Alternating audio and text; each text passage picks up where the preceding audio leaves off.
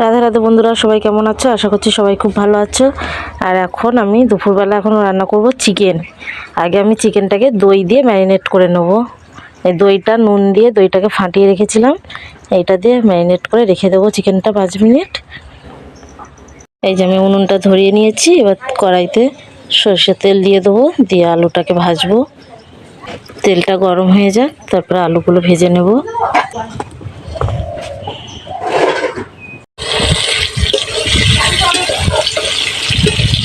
নুন হলুদ দিয়ে আলুটাকে ভেজে নিচ্ছি লাল লাল করে।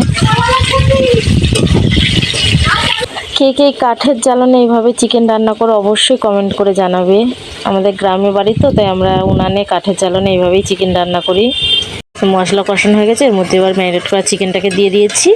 এবার এই চিকেনে দেব গুঁড়ো লঙ্কা, নুন, হলুদ দিয়ে এবার ভালো করে চিকেনটাকে কষিয়ে নেব। এই যে মশলা দিয়ে কষানো হয়ে গেছে, এবার আমি এর মধ্যে দিয়ে দেবো টমেটো দেবো আর দেবো জিরে গুঁড়ো দিয়ে আবার চিকেনটাকে ভালো করে কষিয়ে নেব। এই যে আমার আলু আর চিকেন যে এখানে কষানো হয়ে গেছে, এবার এর মধ্যে আমি দিয়ে দেবো জল। এতে গরম জল দিলে বেশি টেস্টি হয়, তো আমি ঠান্ডা জলই দিচ্ছি, আর আমার কাছে গরম জল নেই এখন। এবার ঢাকা দিয়ে দিই, ভালো করে একটু সেদ্ধ হয়ে যায়।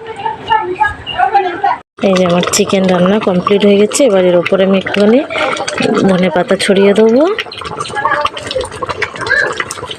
আর দেবো গুঁড়ো গরম মশলা।